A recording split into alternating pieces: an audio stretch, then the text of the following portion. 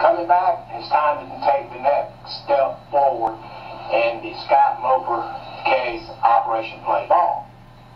Now, we've given it time. I know for a fact that many thousands of emails, calls, letters. You mean the letters actually reached you? Since the country club address is your brother's.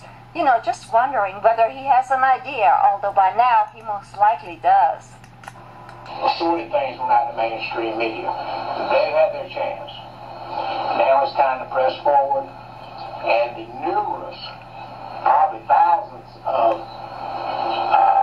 addresses and telephone numbers that we are giving you for secondary media, newspapers, etc., it's time to cover them up.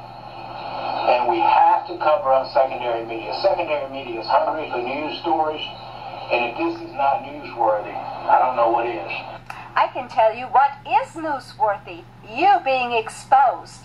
That'll make the news for a fact. I can only imagine that the media, if they've actually been contacted, is getting pretty tired of your manufactured BS stories that your idiotic hangers-on perpetrate. Have they even seen the trailer where you operate out of? Do they know that your deputies are former prison roommates? You cooked up a grand scheme for when you got out. Really superb, Taylor. Anytime that you have a U.S. citizen that can be held for 4 years in prison in Canada, having committed no crime whatsoever, having served as a New Jersey police officer that policed police officers with an impeccable record, held for 4 years, committed no crime. 2 of those years, or many months of those first 2 years, he was held in one place,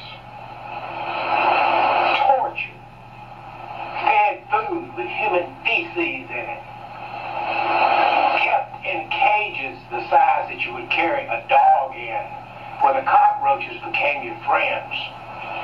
And then at the very last of every 2 or 3 days, they would drag him out and hook up a hose to a hot water radiator type thing, and shower him down to the skin on his body, blistered from the heat. But yet, you get in that environment, and you look forward to that, where you can become clean from the cockroaches and the various things. That's a deplorable situation. How can we overlook such a tragedy? I can tell you how. Because this is a completely fictitious story, and you will get your sorry ass in trouble soon enough for spreading these false accusations about the Canadian government. The reason you chose Canada for your story is because you don't live there, you coward. You are a scam artist of the lowest caliber. Immediately after posting his latest fraud, Stay in the Loop 21 posts a comment. Powerful video. This is Dr. Mark Taylor at his best. Thank you, and God bless you. The lies in the video are in stark contrast to his return as himself to the scant Gwinnett site after he was banned. He came back under another and many other names with his pompous attitude in defense of himself. He had himself in the Air Force years before the Gulf War started. We are above the boards, and it is there for anyone who sees fit to check. Right on the USA180.org's website. Haven't you looked? You are so above the boards that Taylor was banned from the scant Gwinnett site as he was being bombarded with his lies. Taylor laughed back and said, "No, I won't be banned. I donate too much to this site." The owner then said, "Yes, you can be banned, and no, you have never sent a dime of contributions." After that, every few days she would call me or I would call her to see how she was doing. We talked about a variety of things, some vaguely personal, and other information that was basically public knowledge. It should be obvious by now that I only continued speaking with him because I realized that things just didn't add up. He was incongruent. I needed to find out more, and indeed, I learned plenty. In one of our first conversations shortly after joining USA180, I had discussed with her Dr. Mark, and the notion that I had thought Dr. Mark had an ego problem.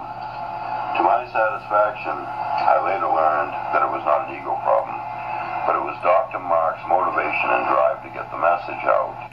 A more logical explanation is that Taylor was growing increasingly frustrated because of people's apathetic nature towards his scam. He's under immense pressure from his bosses, of course.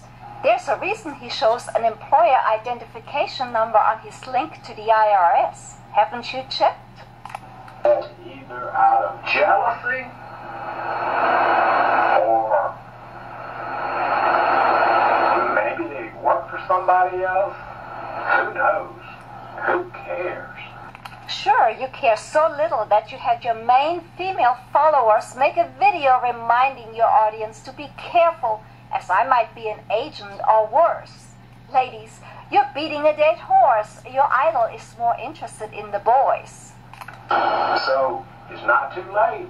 And we have a follow-up plan as well. It is ever so brilliant. Your ever so brilliant plan will get your tail into the federal prison, boy. You have taken me and many other people to be fools. Personally, I do not care how you take me or what you think of me, for you are now offending other people and their intelligence. They will not be as easily fooled or as compassionate as I was. That is all I really have to say to you, and if any of you viewers are interested, I can readily verify everything that I've spoken here today. So, impeach the criminals. I'll be glad to stand back and let the people decide on the truth.